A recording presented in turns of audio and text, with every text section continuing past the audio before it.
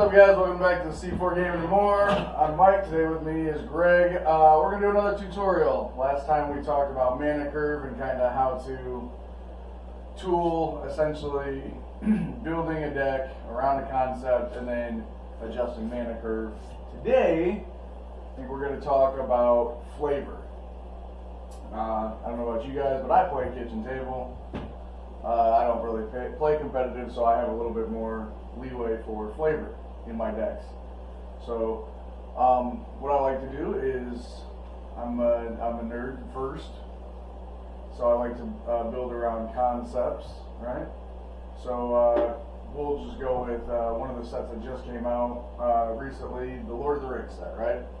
Everybody had the precons, everybody did, you know, played the elves or the food hobbit tokens, whatever, Sauron. All great for the story. I had to go with Tom Bombadil because I'm a giant nerd and I go into the lore and the books and everything else. So I built legendary creature god bard Tom Bombadil. If you guys don't know, in Lord of the Rings, he's the only character in the entire lore of Lord of the Rings that can't be tempted by the ring. So I had to make a deck around him, and it is a sweaty deck. It's a busy deck. So the concept of this deck is sagas, right? He's a storyteller. So in my deck, I have sagas for days. Everything does saga stuff. And that was kind of the flavor I went with. However, I did go a little bit of a step further and kept the flavor alive. So not just sagas, but you know, did my Lord of the Rings command towers, my pretty art, something that could be out of the Lord of the Rings Path to Exiles, and kept the flavor alive as far as like the lore of Lord of the Rings goes.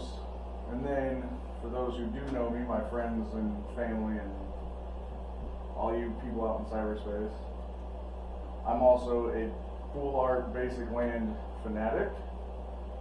So I foiled out all of the basic lands and made them the maps from Lord of the Rings, full art basic lands, to make sure that the flavor was there. And it tastes oh so good. It is a fun deck to use. I will say my favorite dynamic to use in this deck, on top of, you know, things that buff for enchantments, is using Tom and also getting out things that let me pop my sagas fast, and then another, and I think she came out of actually the precon for the Commander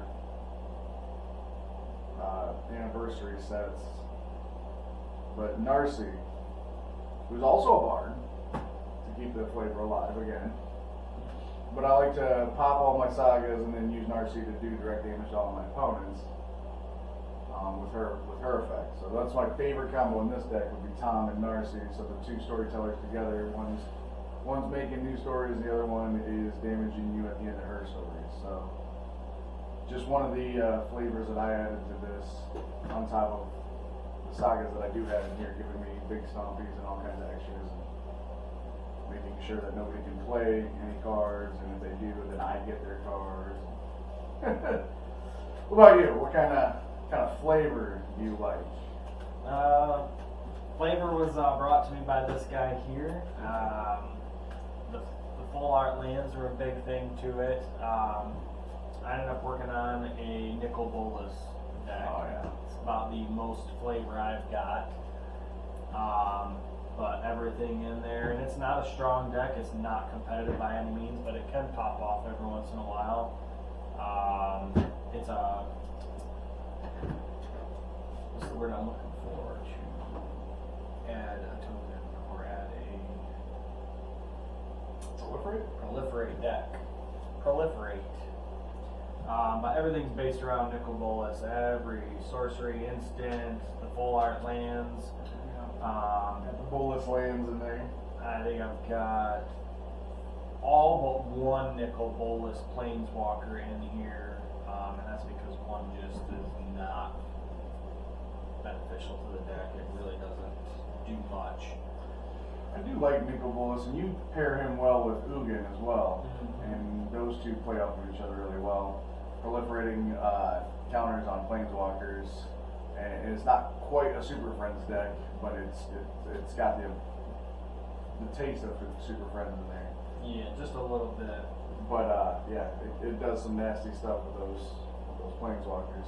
And I would say it's not that it's not competitive, but it's kitchen table, so it's meta. Mm-hmm. Mid range, mid game. If it's allowed to go, it goes. Just went with a lot of cards that even just End of the God Eternals. It's got the gods on there. Nicol Bolas Planeswalkers, Tyrant's Scorn, anything that even had a remote picture of Nicol Bolas. The Eldest Reborn, just for the storyline of Nicol Bolas. Again, all the full art lands are all from the Nicol Bolas series. What's that series? Is that Theros? No, it's Amonkhet. Yeah, Yeah. Amonkhet. A lot of cards in here built around the proliferate, and then letting your planeswalkers use their abilities twice around. If you can get so lucky to pull that card, and I forget something bad. Yeah. And I know we're not doing them justice just by talking about them. Eventually, once we get up and rolling, have some momentum, we will make these deck lists available to everybody, and you guys can tweak them and play with them and tell us how you like them. Flavor, I do like to go with, like, if I do a D&D set, I like to play a bunch of cards in there that make me do dice rolls, because that reminds me of D&D. But, like, to keep the flavor alive, though, right? And I was introduced to flavor, I suppose.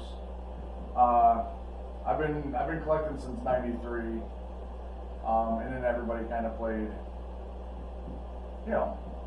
what was good back then, which is Merfolk and vampires Zombies. and some zombie stuff. I played Minotaurs back then.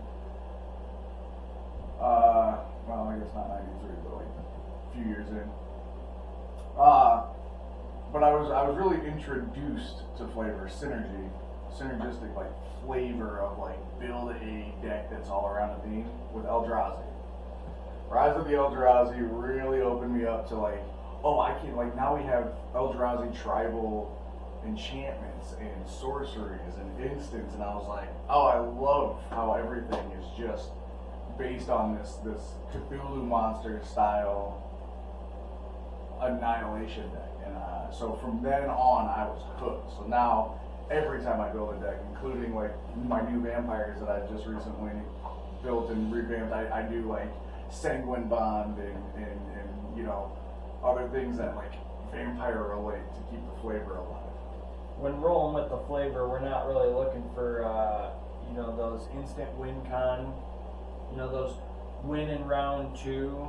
Yeah, no, We're not looking for that super edgy competitive, but more so things that just are theme based that really roll together. I know we like watching combos pop off, but meta games. So like we could, but it doesn't make for good YouTube to play Mana Crypt and Sol Ring and Lotus Petal. Yeah. All these Turn boxes. Turn 1, and then play Commander, who lets us go dig out an 11/11 with Infect and swing at everybody, whatever it is. Like, yeah, we prefer metagame, but it is fun to draw into a combo. I know I got to in my Eldrazi deck last week, 2 weeks ago. I don't know, whatever. I got to pull into my Urza engine and get my 3 mana that give me tap for 7. I thought that was really fun. Not even that it was necessarily the most overpowered thing on the planet, but to get all 3 pieces of the Urza engine to get all that extra mana was fun. Yeah, that was the first time I've done that in a very long time. So I just know, for me, flavor is a real thing. So. Tribal comes to mind a lot with flavor. Tribal, I always play tribal. If I build a deck around a theme, it sticks pretty close to that theme. The farthest I've strayed from that is Kalia.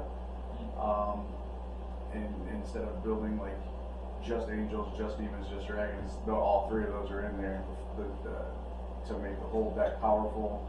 But if you broaden your spectrum, right, zoom out a little bit, and then say instead of a theme of one tribal creature, you go all three creatures and call it an apocalypse deck, and then everything's apocalypse theme. You can still stay on brand with theming.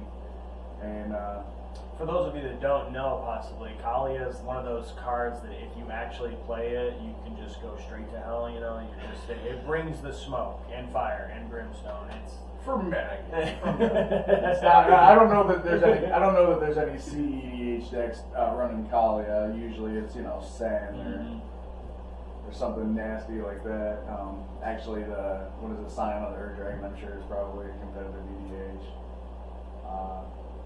I don't know anything that I run would be considered competitive. Yeah. I don't. Maybe Edgar. Maybe Edgar might be up there. I don't know. Maybe not. He's more meta.